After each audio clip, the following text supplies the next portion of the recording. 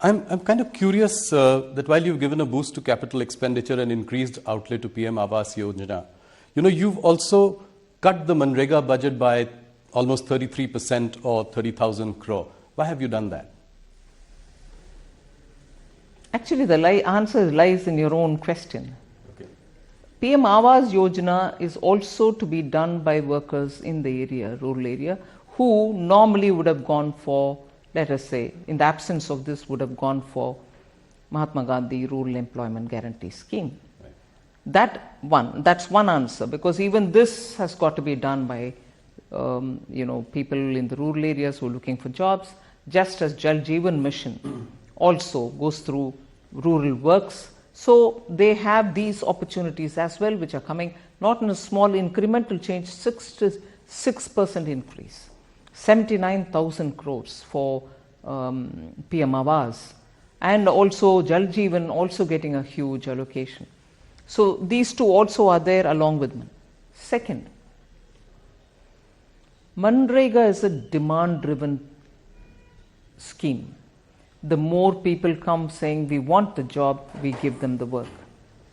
So what is stated at the budget time estimate tends to keep adding to its resources or demands based on what comes from states. I need more. Then we add more to it and go to the parliament with a supplementary demand. So if you see the last 3 to 4 years, inclusive of the COVID year, naturally, yes, the BE number and the RE numbers are so different in that the RE is much higher. And if you now go back to the last 2 years where the actual numbers are available, BE, RE and the actuals, you will see the actuals are lots more than the BE, and in some cases exactly as much as the RE, which is enhanced, or even better than the RE in increased amount when you realize it in the actuals. So you end up spending a lot more even as you're going on. So I'm a bit now worried that this is becoming a staid question. Manrega, you cut it. Just see the pattern for the last 3 years. It starts with a number at the BE, keeps going on because it's demand driven, and when the supplementary demand stage comes, it's actually a lot more. Yes.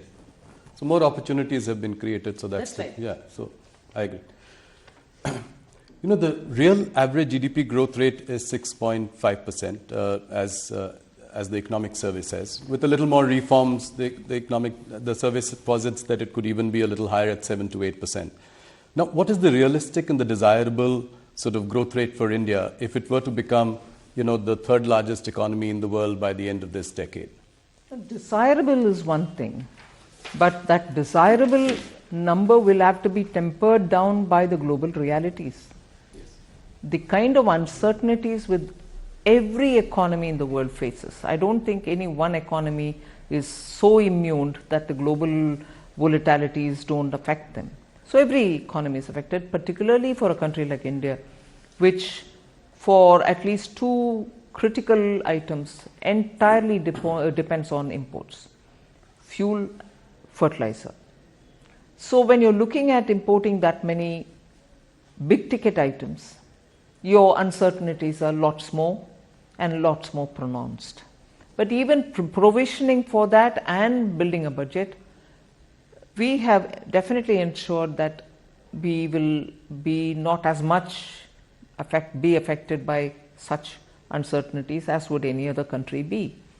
And therefore the numbers that we've given for the growth is very realistic.